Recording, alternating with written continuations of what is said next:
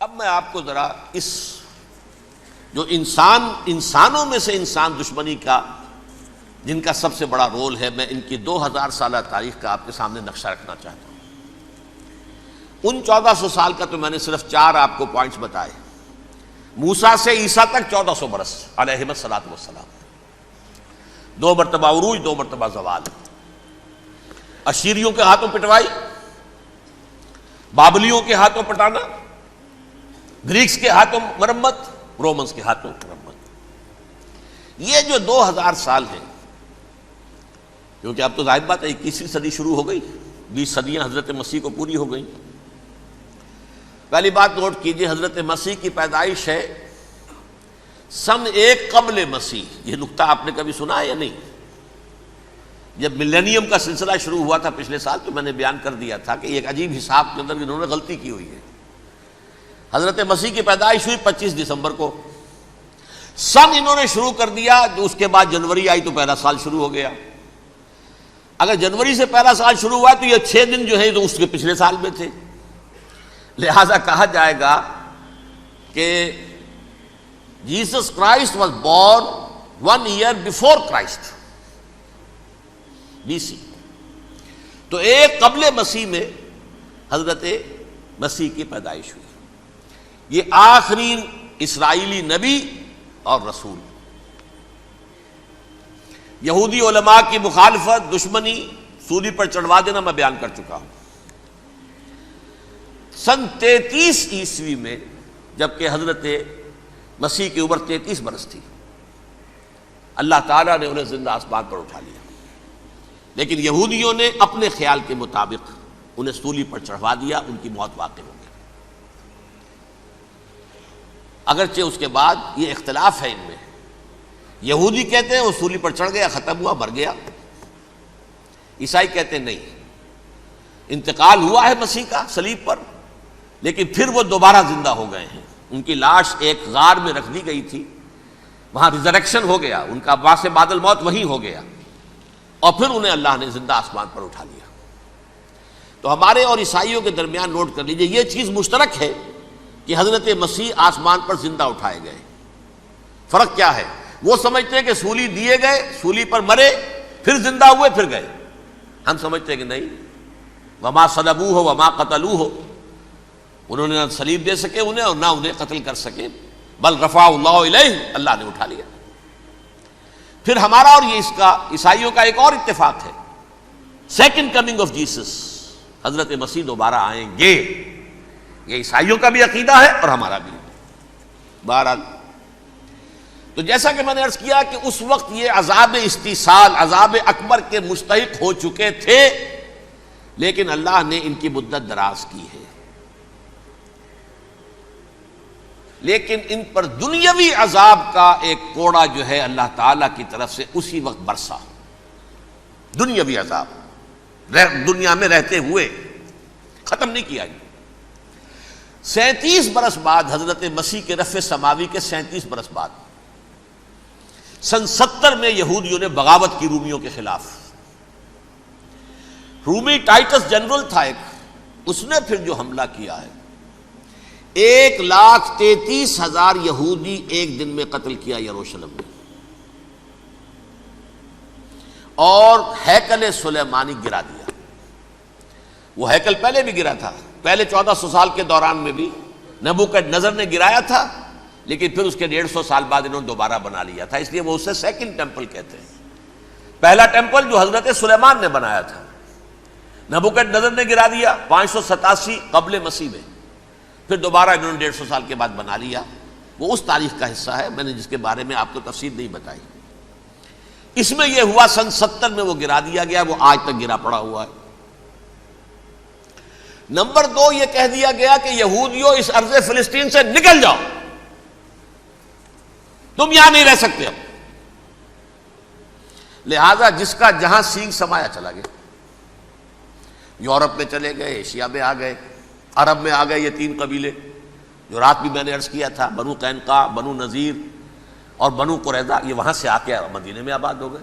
جس کا جہاں سینگ سمایا، افریقہ میں، ہندوستان میں، جہاں چلے گئے، ڈایاسپورا اسے کہتے ہیں، وہ آپ نوٹ کر لیجئے اس لفظ کو، ڈایاسپورا، ہمارا دور انتشار، جبکہ ہمیں ہماری اصل سرزمین تو فلسطین ہے، حضرت ابراہیم کا مسکن، حضرت اسحاق حضرت یعقوب کا مسکن فلسطین، یہ ہے ہماری اصل جاگیر، یہ تو ہماری جدی پشتی جاگیر ہے، لیکن یہاں سے نکال دیے گئے سن 70 عیسوی میں، اور وہاں سے لے کے 1917 تک ان کا ڈایاسپورا جاری رہا۔ یہ دور انتشار ہے۔ اس دور انتشار کے اب چند حصے ہیں جس کو میں چاہتا ہوں کہ آپ علیحدہ علیحدہ سمجھ لیں۔ دور انتشار کا جو پہلا جو ہے تقریباً 300 برس، رومی حکمران تھے، وہ یہودیوں کے بھی دشمن تھے اور عیسائیوں کے بھی دشمن تھے، عیسائی اور یہودی ایک دوسرے کے بھی دشمن تھے، لیکن رومی سمجھتے تھے کہ یہ ایک ہی تھیلی کے چٹے بٹے ہیں۔ رومیوں کے نزدیک عیسائی بھی یہودیوں ہی کا ایک فرقہ تھے، کوئی علیحدہ مذہب تو تھا ہی نہیں، لہذا رومی جو ہیں رومنز وہ ان دونوں کو ستاتے تھے، مارتے تھے، اور یہ آپس میں لڑتے تھے، یہودی عیسائیوں کو مارتے تھے، عیسائی یہودیوں کو مارتے تھے۔ یہ ہے 300 برس تک کی تاریخ۔ سن 300 عیسوی میں کیا ہوا؟ ایک معجزہ ہو گیا۔ بہت عظیم ایمپرر کانسٹینٹائن، قسطنطین اعظم، رومن ایمپررز میں سے بہت بڑا ایمپرر، وہ عیسائی ہو گئے۔ اب تو معاملہ بالکل تلپٹ ہو گیا، پوری سلطنت عیسائی ہو گئی۔ اب عیسائیوں کے عیش ہو گئے اور یہودیوں پہ مار پڑنی شروع ہوئی۔ اب عیسائیوں کا آپ خود سوچئے کہ جنہیں وہ خدا بنا بیٹھے ہیں، خدا کا بیٹا قرار دے رہے ہیں، ان کے قاتل کون؟ یہودی بدماش۔ لہذا ان کی وہ پٹائی شروع ہوئی ہے یورپ میں، پوری رومن امپائر میں، انہیں ذلیل کیا گیا، شہروں میں آمد بند، علیحدہ رہو، گھیٹوز کے اندر رہو۔ یہودی کا نام جو ہے وہ گالی بن گیا، جیسے آج بھی یہودی گالی کہتے ہیں، جیسے خنزیر کا لفظ، آخر وہ بھی اللہ کی مخلوق ہے، لیکن آپ کو معلوم ہے کوئی شخص زبان پر نام نہیں لانا چاہتا خنزیر کا، سور کا، ہے تو مخلوق، وہ بھی ایک حیوان ہے۔ ایسے ہی یہ ہے یہودی، یہودی گالی، جیوٹ گالی۔ لہذا ایک طرف تو ان دونوں کے درمیان دشمنی، جس کو قرآن کہتا ہے وَأَغْرَيْنَا بَيْنَهُمُ الْعَدَاوَةَ وَالْبَغْضَاءَ، ہم نے ان کے مابین دشمنی جو ہے پیدا کر دی۔ اور جب یہ پوری سلطنت عیسائی ہو گئی تو قافیہ تنگ ہو گیا یہودیوں کا۔ اب آئیے 571 عیسوی، یعنی جب کہ ڈایاسپورا کو کتنا عرصہ ہو چکا تھا؟ 500 برس۔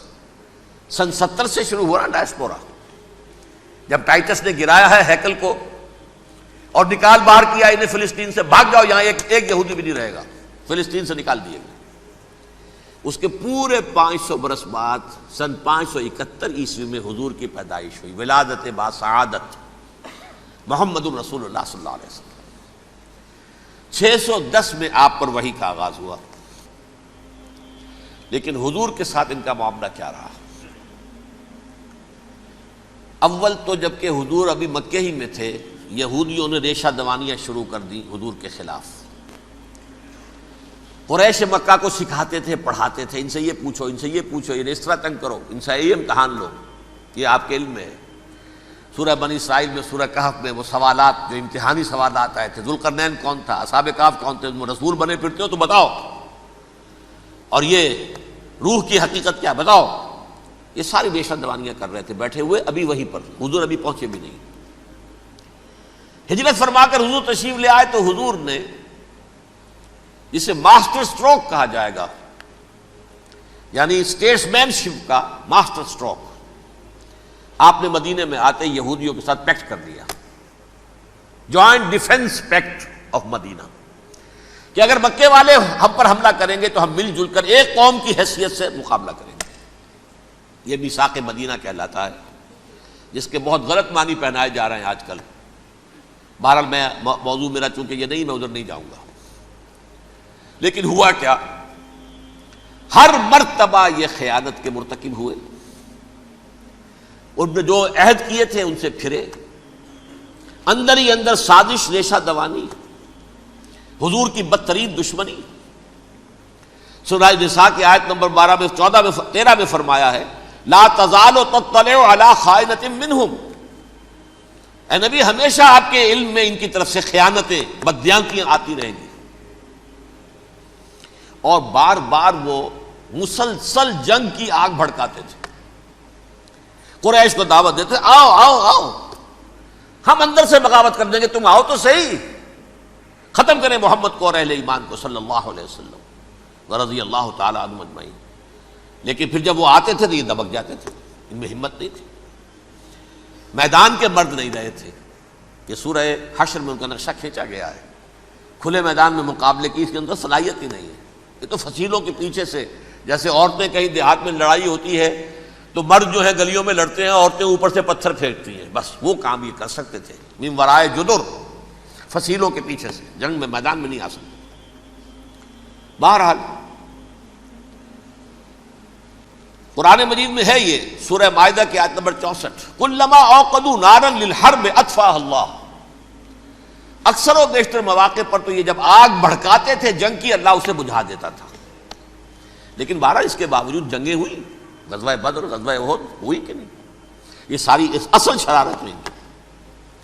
اور اس کے نتیجے میں حضور نے پھر ایک ایک کر کے 3 قبیلوں کو سزا دی.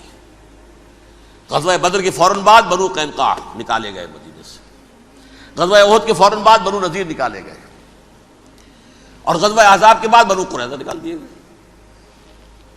یہ تو میں نے آپ کے سامنے رکھ دیا صرف حضور کے زمانے میں ان کا کیا رویہ رہا. دشمن، رات بھی ہم نے وہ آیت پڑھی تھی، لَتَجِدَنَّ أَشَدَّ النَّاسِ عَدَاوَةً لِلَّذِينَ آمَنُوا الْيَهُودُ وَالَّذِينَ أَشْرَكُوا. اہل ایمان کی دشمنی میں شدید ترین تم پاؤ گے یہودیوں کو اور مشرکین. مشرکین بھی بعد میں ہے، پہلے یہودی. حضور کے بعد کیا ہوا اب یہ نوٹ کیجئے، یہ ان کی تاریخ کا دوسرا دور ہے. حضرت عمر رضی اللہ تعالیٰ عنہ کا عہد خلافت ہے. بیت المقدس کا محاصرہ کیا گیا، فصیل بڑی اونچی، شہر اندر سے سیلف سفیشینٹ، حملے کا راستہ کوئی نہیں، محاصرہ طول کھینچ رہا ہے، لیکن ان کے پاس رسد بھی موجود ہے، پانی بھی موجود ہے، وہ دروازے بند کر کے بیٹھے ہوئے ہیں. بالآخر اللہ تعالیٰ کی مشیت کا ظہور کیسے ہوا؟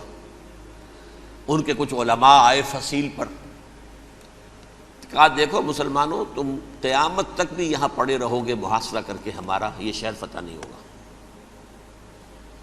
ہاں ایک درویش بادشاہ کے ہاتھوں یہ شہر فتح ہونا ہے، لیکن تمہارے اندر ہمیں وہ نظر نہیں آ رہا. ابو عبیدہ بن الجراح رضی اللہ تعالی عنہ، امین هذه الامہ، ان کا فوراً ذہن گیا وہ درویش بادشاہ مدینے میں بیٹھا ہوا ہے عمر رضی اللہ تعالی. اب ایک اور عمر بھی ہے جو قندھار میں بیٹھا ہے. نقشہ وہی ہے، سادگی کی حد تک نقشہ وہی، بالکل وہی، اپنی آنکھوں سے دیکھا ہے وہی سادگی. عمر اول، عمر ثانی تھے عمر بن عبد العزیز. اب ایک اللہ کے فضل سے اللہ تعالیٰ ایدہ اللہ بنصرتہ، اللہ تعالیٰ ان کی نصرت فرمائے، دشمنوں کو ان کے مقابلے میں نیست و نابود کرے. انہوں نے ریکویسٹ بھیج دی کہ حضور تشریف لائیے، یہ شہر فتح ہو جائے گا.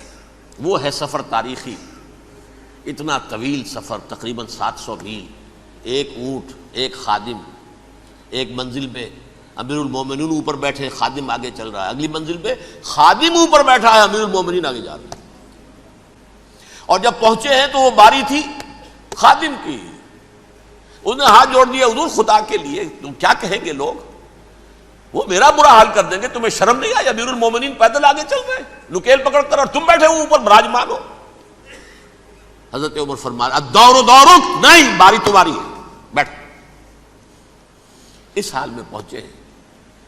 اور پھر یہ کہ ابو عبیدہ بن الجراح آئے ہیں، استقبال کیا ہے تو دیکھا ہے اس حال میں چلے آ رہے ہیں. عمر نکیل پکڑے ہوئے چلے آ رہے ہیں، اور کہتے ہیں کہ کہیں کیچڑ ویچڑ تھا، جوتے خراب ہو گئے تھے، وہ بھی اتار کے ہاتھ میں پکڑے ہوئے، کپڑے تو تھے ہی پھٹے ہوئے. انہوں نے کہا بھی حضرت ابو عبیدہ نے، دیکھیے یہ بڑا متمدن ملک ہے، بڑا مہذب علاقہ ہے یہ، آپ ذرا حلیہ اپنا دوست فرما لیں تب جا کے پیش ہم آپ کو کریں گے. آپ نے فرمایا نحن قوم اعزنا اللہ بالاسلام، ہم وہ قوم ہیں جنہیں اللہ نے عزت دی ہے اسلام کے ذریعے سے. کپڑوں کے ذریعے سے نہیں، دولت کے ذریعے سے نہیں۔ اسی حال میں گئے ہیں، اوپر سے انہوں نے کھڑے ہو کر نشانیاں دیکھی ہیں، اپنی کتابیں کھولی، ہاں یہ وہی ہے، اچھا لو جی سرنڈر، شہر تمہارے ہاتھ میں۔ خون کا ایک قطرہ نہیں بہا اور بیت المقدس فتح ہو گیا۔ لیکن اس وقت حضرت عمر نے ایک نرمی یہ کی کہ یہودیوں کے لیے بھی اسے اوپن سٹی قرار دے دیا۔ یہ احسان عظیم حضرت عمر کا، اس سے پہلے یہودی آ ہی نہیں سکتا تھا، داخل ہی نہیں ہو سکتا تھا، وہاں وہ آ کر وزٹ نہیں کر سکتا تھا، زیارت نہیں کر سکتا تھا اپنے مقدس مقامات کی۔ حضرت عمر نے یوں سمجھیے کہ تقریباً 550 برس کے بعد ان کے لیے راستہ کھولا ہے کہ ہاں تم آ سکتے ہو، زیارت کر سکتے ہو۔ لیکن یہ عیسائیوں نے لکھوایا معاہدے کے اندر، انہیں یہاں آپ آباد ہونے کی اجازت نہیں دیں گے، لیکن کم وزٹ دی پلیسز، دیکھیں زیارتیں کریں اور جائیں۔ یہ معاہدہ حضرت عمر کا ہے رضی اللہ تعالیٰ، جو پھر خلافت راشدہ کے بعد بنو امیہ نے بھی اس کو آرڈر کیا، بنو عباس نے کیا، پھر جو ہمارے یہ ترکوں میں اندر خلافت آئی تو ترک خلفاء نے بھی اس معاہدے کی پوری پابندی کی۔ فلسطین میں آ سکتے ہیں یہودی صرف زائرین کی حیثیت سے، وہاں آباد نہیں ہو سکتے۔ اب آئیے اگلا دور آیا حضرت عثمان کا دور خلافت۔ یہ ہے وہ وقت کہ اب یہود نے امت مسلمہ کی پیٹھ میں چھرا گھونپا۔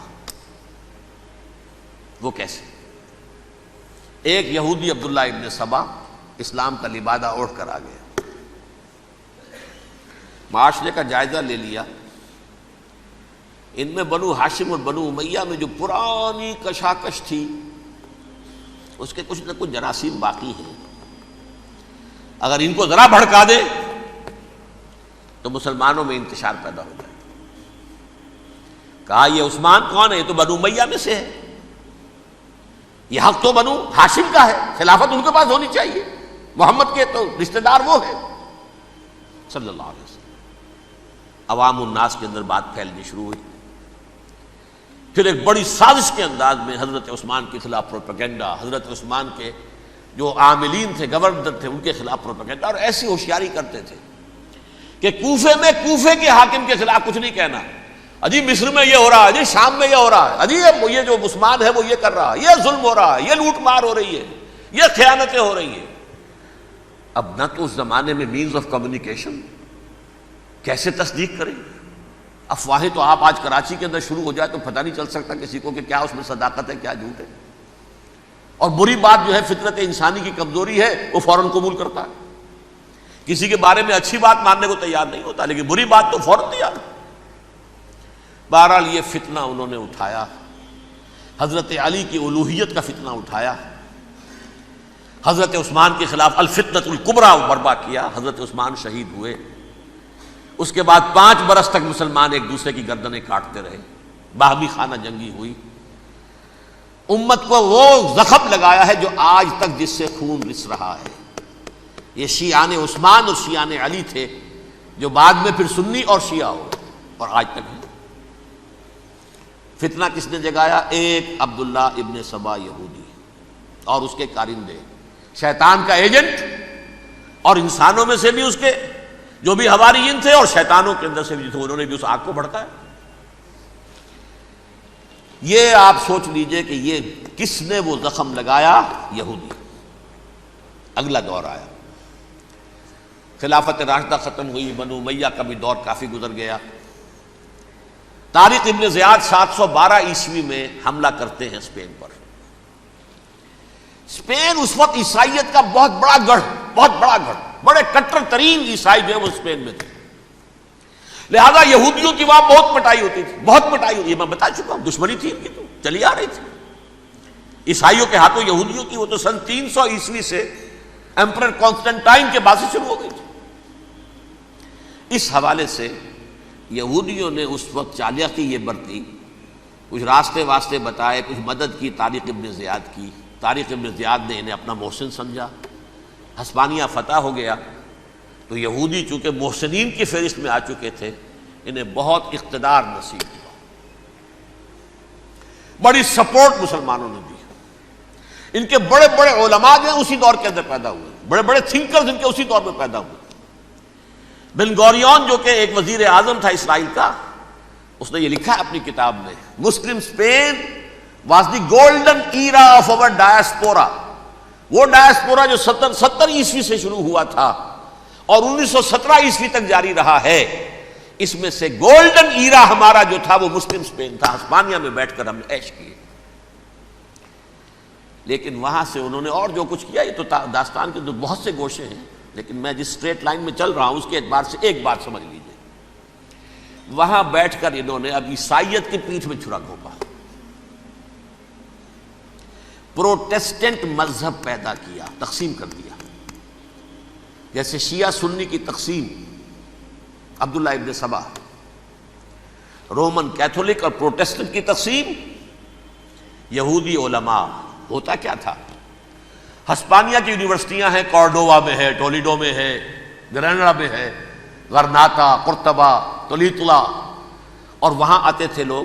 فرانس سے چلے آ رہے ہیں نوجوان پڑھنے کے لیے، جرمنی سے چلے آ رہے ہیں، اٹلی سے چلے آ رہے ہیں. 3 ہی ملک قریب ترین پڑھتے ہیں سینٹرل جو یورپ کے ہیں. یہاں پر جو ہے وہ اسلام جو نور پھیلا رہا تھا اس سے بھی مستفیض ہوئے. جہالت کے جو ہے پردے ان کے وہ چھٹے. اس کے ساتھ ہی وہ یہودی وہاں ان کے اندر جو جراثیم داخل کر رہے تھے وہ اس عیسائیت کے خلاف بغاوت، جو اس وقت دنیا میں عیسائیت اس وقت تھی. پوپ کا راج تھا دنیا میں اس وقت. یورپ میں جو عیسائیت تھی اس میں ایک طرف بادشاہ تھے، لیکن بادشاہوں کی حیثیت وہاں پر یوں سمجھ لیجئے کٹ پتلیوں کی تھی. اصل قوت پوپ کے ہاتھ میں تھی. اور پوپ کو انہوں نے، جیسے قرآن نے کہا، اتخذوا احبارهم ورهبانهم اربابا من دون اللہ. چونکہ سینٹ پال نے شریعت موسوی ساقط کر دی تھی تو اب شریعت تھی ہی نہیں. پوپ کو اختیار تھا جس چیز کو چاہے حلال قرار دے دے، جس چیز کو چاہے حرام قرار دے دے. اتخذوا احبارهم ورهبانهم اربابا من دون اللہ. انہوں نے کہا صاحب یہ پوپ کس بلا کا نام ہے، یہ بھی انسان ہے. بات تو ٹھیک تھی نا. اصل حیثیت تو کتاب کی ہونی چاہیے نا، ڈیوائن بک، دی ریویلڈ اسکرپچر. لہذا اور یہ کتاب ہر شخص پڑھ سکتا ہے. کوئی پوپ کے باپ کو جو ہے کوئی اس کے لیے پروپرائٹری رائٹس تو نہیں ہے کہ صرف پوپ پڑھ سکتا ہے یا پادری پڑھ سکتے ہیں. ہم بھی پڑھ سکتے ہیں، ہم بھی سمجھ سکتے ہیں. یہ باتیں تھی کہ جن کو بڑھا چڑھا کر بیان کر کے اور پوپ کا اقتدار ختم کرا دیا اور توجہ مرکوز کر دی بائبل کی طرف. اب بائبل میں بڑا حصہ تو اولڈ ٹیسٹامنٹ کا ہے. نتیجہ کیا ہوا؟ یہود کی عظمت پروٹیسٹنٹس کے نزدیک مسلم ہو گئی. اصل قوم تو یہ ہے. وہ دشمنی بدلی کہ نہیں بدلی؟ موسیٰ کے امتی یہ ہے، تورات موسیٰ کو دی گئی، ابراہیم کی نسل یہ ہے. لہذا وہ جو دشمنی تھی، جو عداوت تھی کہ ہمارے خدا کو سولی چڑھانے والے ہیں یہ بدماش، اس کا ازالہ ہوا. اس پروٹیسٹنٹ مذہب کے نتیجے میں یہ میں اب آپ کو بتاتا ہوں کہ ایک نتیجہ وہ نکلا ہے جسے برٹرنڈ رسل نے بیان کیا ہے.